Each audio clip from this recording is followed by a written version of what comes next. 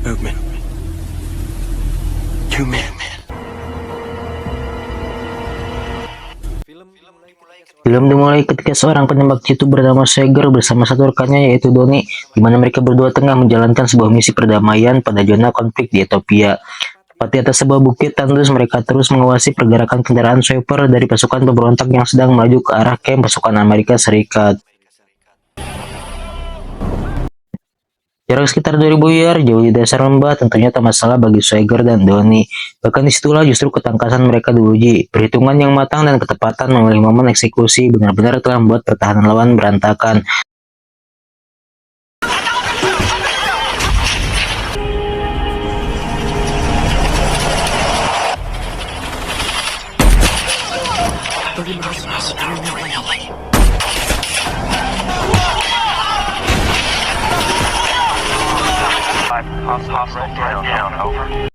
Namun apa yang terjadi, pusat komando tiba-tiba seperti menganulir keberhasilan Swagger kala itu, dan bahkan langsung memutuskan memutasi radionya.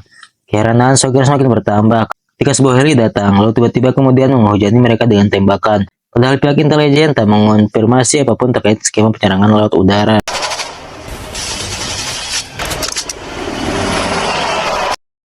Lantas dari pihak manakah heli itu berasal? Nanti kita akan tahu jawabannya. Lanjut, perlawanan yang tak berimbang pada peristiwa tersebut telah mengakibatkan tewasnya Donnie, yang merupakan satu-satunya sahabat Swagger yang selalu mendampingi sepanjang perjuangannya. Kontak hal tersebut menyulut kemarahan Swagger dan berhasil menembak jatuh pesawat heli itu.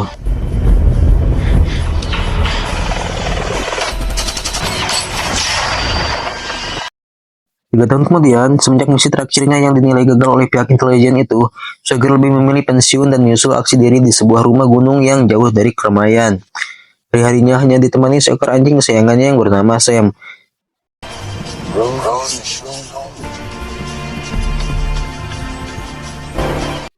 Pada pagi itu, Swagger kedatangan tamu dari FBI. Mereka adalah Kolonel Ishak Sobari serta 2 orang peliharaannya yang tak disebutkan namanya. Dengan susah payah, Pak Ishak membujuk Swagger untuk membuat skema penembakan jarak jauh terkait adanya sebuah rencana pembunuhan terhadap presiden yang berhasil terlacak. Lewat rekaman transmisi dan kemampuan Swagger ini diharapkan bisa membantu menggagalkan rencana teror tersebut. Seperti itulah skenarionya. Nasionalisme seorang mantan prajurit masih melekat kuat pada jiwa Swagger, maka akhirnya dia pun bersedia menjalankan misi ini untuk terakhir kalinya. Namun sayang, sepertinya dia tak begitu menyadari adanya motif terselubung di balik rencana ini. Sekali Swagger tetaplah Swagger, sang penembak ulung yang masih tak tergantikan.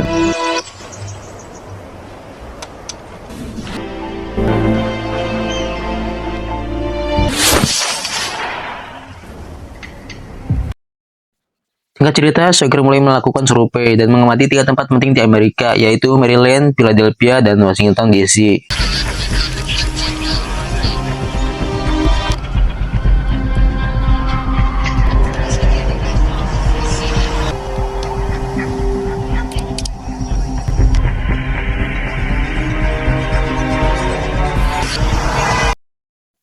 Dari mulai letak kamera mengintai, kecepatan angin, suhu udara, kelembapan, dan jarak tembak tak luput dari perhatian Swagger. Bahkan dia menentukan kapan dan di mana dari ketiga tempat itu kemungkinan besar presiden akan dibunuh. Maka Swagger memilih Philadelphia sebagai titik lokasi yang paling memungkinkan terjadi.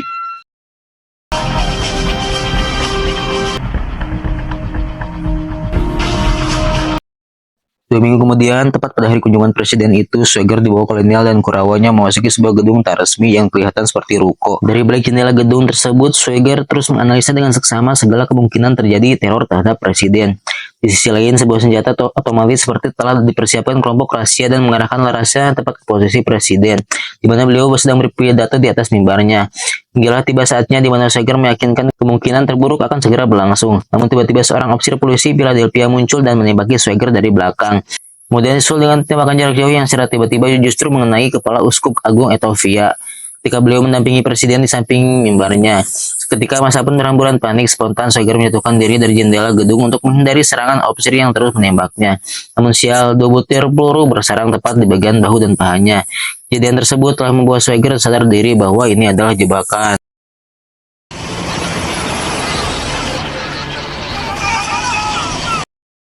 Bukan hal mustahil jika sang opsir itu pun merupakan bagian dari rangkaian tersebut. Hal itu terbukti ketika sekonyong-konyong dia dituduh sebagai eksekutor tembak yang menewaskan Uskup Agung tersebut dengan membawa luka tembak di tubuhnya. Swagger berhasil lolos dan menghampiri seorang agen FBI yang sedang memantau situasinya. Dia bernama Mick Memphis. Di hadapannya Swagger menyatakan, "Bukan aku pelakunya, aku dijebak." Setelah itu Swagger melumpuhkan Memphis, kemudian merampas senjata dan mobil dinasnya lalu kabur dari sana.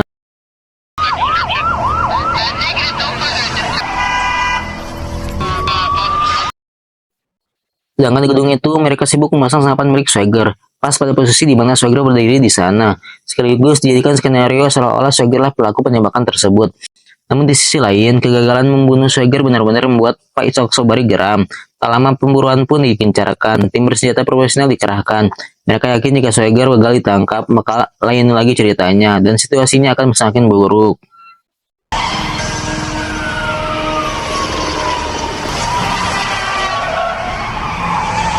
Sementara itu, kepiawaian dan keberanian Angkatan Laut ini masih cukup untuk mengelabui kepungan mereka, kemudian langsung menjatuhkan diri ke dalam sungai bersama mobilnya.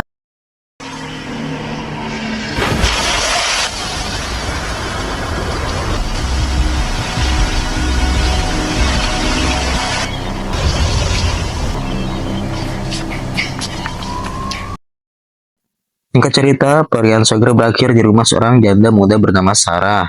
Dia adalah mantan istri almarhum teman sejawatnya dulu yaitu Doni. Pada awalnya, Sarah pun meragukan Swagger karena terpengaruh isu yang tergulir di televisi akhir-akhir ini.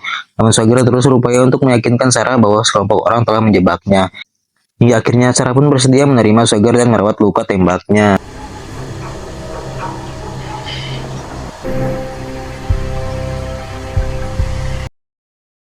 Di sisi lain, sebagai agen FBI, Memphis tahu persis reputasi karir Sersan Swagger, bahkan jiwa nasionalisme yang sangat kuat sehingga dia yakin bahwa bukan Swagger pelakunya. Melihat terdapat banyak kejanggalan, maka Memphis mencari data dan menganalisa informasi terkait kasus ini. Namun sayang, segala upaya yang dilakukan Memphis ibarat ombak menerjang karang, semua kandas tanpa bekas, nihil tanpa hasil. Bahkan berujung pada sebuah upaya penculikan atas dirinya. Di sebuah gudang pinggir sungai Memphis diikat dan dihajar habis-habisan. Namun ketika hendak dibunuh, tiba-tiba Swagger datang menolong dengan tembakan jarak jauhnya.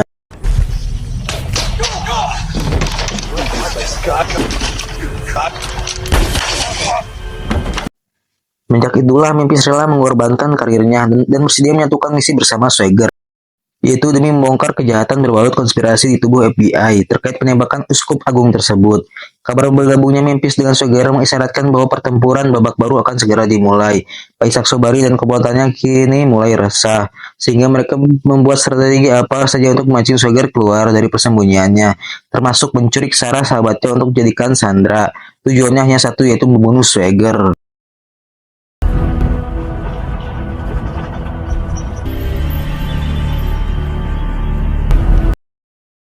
Sementara itu, Swagger ditemani Memphis sedang mendatangi seorang ahli balistik dan persenjataan terbaik yang tinggal di sebuah dusun terpencil. Tak disebutkan nama untuk perannya, namun kemahiran si kakek tua ini membawa titik terang dalam rangka membongkar tokoh di balik penemuan Uskup Agung. Berdasarkan data yang diungkapkan si kakek, ternyata pelakunya adalah Michael Jerobiak, seorang sniper bayaran yang kondisinya kini sudah lumpuh. Dengan sama sniper yang terbilang handal pada masanya, tentu Swagger sangat mengenali sosok Michael tersebut. Singkat cerita, mereka berdua tiba di Virginia. Menyusul adanya informasi bahwa Michael sengaja ditempatkan di sana sebagai opsi kedua untuk memancing kedatangan Swagger.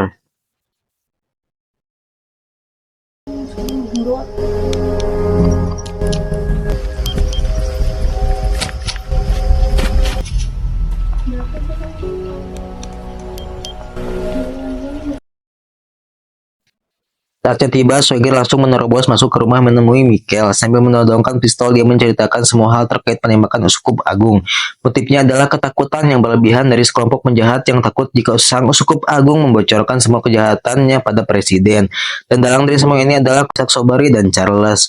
Setelah itu, Michael menembak kepalanya sendiri hingga tewas. Beruntung Swagger telah merekam percakapan itu melalui handphonenya. Sementara di luar rumah, pasukan elit militer utusan Kolonel Sobari datang mengepung dan memaksa Swagger untuk menyerah.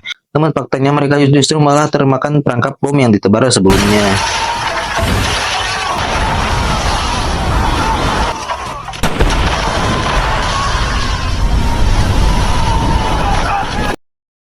Untuk kesekian kalinya, strategi yang diperhatikan Pak Ishak dan kawan-kawan ternyata tak mempan melawan kepiawaian Swagger.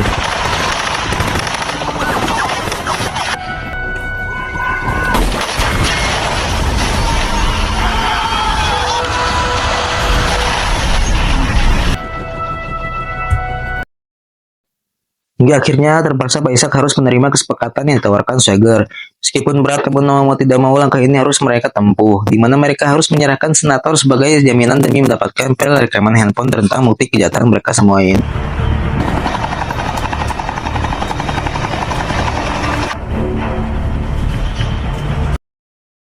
Singkat cerita, Pak Ishak bersama senator tiba di puncak gunung bersalju, di mana mereka sepakat untuk bertransaksi di sana.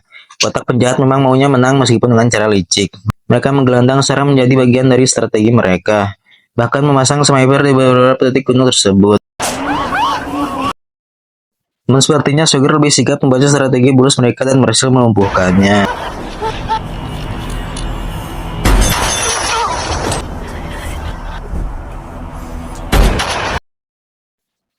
Situasi tersebut membuat pengawal Pak Ishak frustasi dan menantang Swagger dari kejauhan.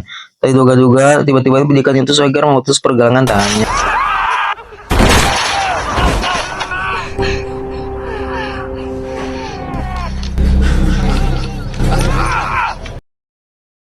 Sementara itu, senator pura-pura belaga baik dengan membujuk Swagger untuk bekerja sama dengannya. Dengan tegas, Swagger menyinggung soal kejahatan perang yang terjadi di Ethiopia 3 tahun silam, dan hal itu cukup jadi tamparan baginya.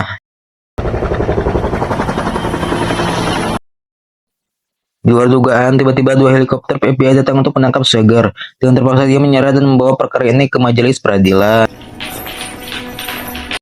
Di hadapan hakim dan penuntut, Swagger berusaha membantah bahwa yang dituduhkan terhadapnya selama ini adalah tidak benar.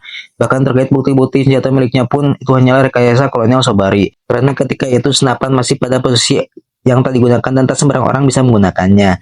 Namun keputusan majelis justru malah meloloskan Kolonel Sobari dengan dalih materi kasus yang di luar teritori hukum di sana. Tentunya hal itu sangat mengagetkan Swagger. Namun meskipun demikian, hakim memberikan kesempatan pada Swagger untuk mendedikasikan keadilan dengan segayanya sendiri. Alhasil vonis bebas pun dianugerahkan hakim kepada Swagger. Singkat cerita, malam pun tiba. Scene berpindah ke sebuah villa di mana Sobari dan senator tengah tertawa karena kebebasannya. Tiba-tiba salah seorang Korawanya jatuh di hadapan mereka dengan lubang peluru di kepalanya. Paham akan isyarat kedatangan Swagger, mereka berusaha melindungi diri. Namun kemurkaan Swagger kali ini seperti sudah tak kompromi lagi. Alhasil semua penghuni villa tersebut mampus termakan tembakan gahar Swagger.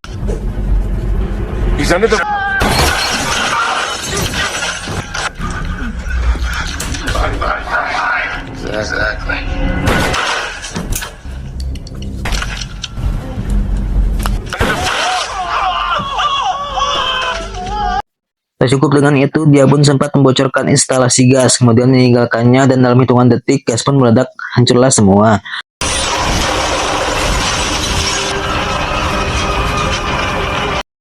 Sementara itu, Swagger menghampiri Sarah yang sedang menunggu di mobilnya.